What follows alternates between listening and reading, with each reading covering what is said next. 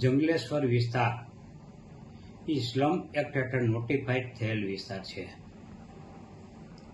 તેમ છતાં સ્લમ રહેવાસીઓને કોઈપણ પ્રકારની સુવિધા આપ્યા વગર કે એનું રિહેબિલિટેશન કર્યા વગર તેમના મકાનો પાડી નાખવામાં આવેલ છે અને અમુક મકાનો પાડવા માટે લટકતી તલવાર રાખવામાં આવી છે.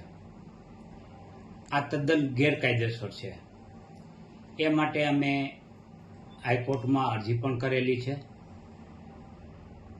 મને જાણવા મળ્યા મુજબ હવે રાજકોટ મ્યુનિસિપલ કોર્પોરેશન તરફથી આ વિસ્તારને ડીનોટિફાઈડ કરવા માટે સ્લમ તરીકે દરખાસ્ત કરવામાં આવી છે કલેક્ટરને અને રાજ્ય સરકાર તરફ, એવું જાણવા મળ્યું છે.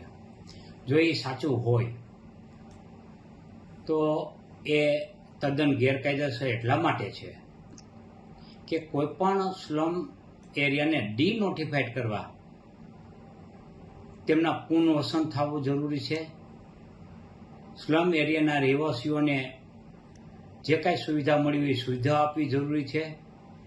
એમના આવાસો, સરકારી આવાસો હોય કે પીપીવીપી યોજના હેઠળ હોય કે અન્ય કોઈ પણ રીતે એને રહેઠાણની સુવિધા મળવી જોઈએ અને એ રહેઠાણની સુવિધા ગટર, પાણી, લાઇટની વ્યવસ્થા સાથે મળવી જોઈએ અને તે પછી જ ડીનોટિફાઈડ થઈ શકે. અહીંયા કોર્પોરેશને આવી કોઈ સુવિધા આપી નથી અને કોઈ એનું રિહેબિલિટેશન કરેલ નથી, પુનર્વસન કરેલ નથી.